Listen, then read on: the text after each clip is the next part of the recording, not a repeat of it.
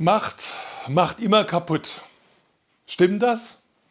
Wenn man sich heutzutage in unserer Welt so umschaut, könnte man glauben, ja, leider stimmt das.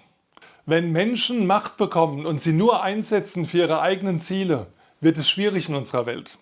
Schon der alte Plato hat einmal gesagt, wer in die Macht verliebt ist, sollte nie welche bekommen.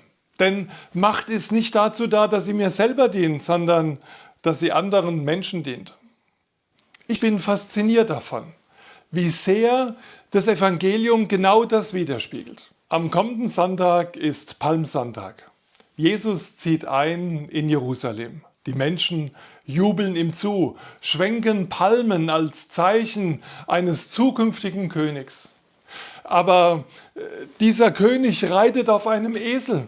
Er benutzt das Tier der einfachen Leute. Er zeigt vom Anfang an, ich bin ein anderer König. Ich bin nicht da, um zu herrschen. Ich bin nicht da, um meine persönlichen Ziele durchzudrücken. Ich bin da, um euch zu dienen.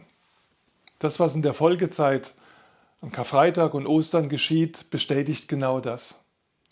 Macht in den Händen von Menschen, die anderen Menschen dienen wollen, die sie gebrauchen wollen, damit das Leben verantwortlich gelebt werden kann, ist etwas Kostbares.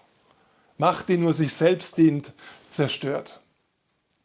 In diesen Tagen geht es darum, dass wir uns ganz neu faszinieren und begeistern und ermutigen lassen von der Art und Weise, wie Jesus mit seiner Macht umgegangen ist. Solche machtvollen Menschen braucht es heute, die andere ermächtigen, anstatt sie ohnmächtig werden zu lassen.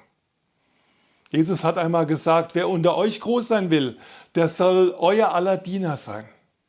Das Wort mag ich aufgrund meines Nachnamens natürlich ganz besonders. Lasst uns doch mit unserer Gestaltungskraft, mit unserer Macht anderen dienen. Lasst uns etwas dagegen setzen, wenn Menschen den Eindruck vermitteln, Macht sei nur da, damit sie sich selbst verwirklichen können. Ich wünsche Ihnen in dem Sinne einen wirklich gesegneten Palmsonntag und gute, machtvolle Erfahrungen.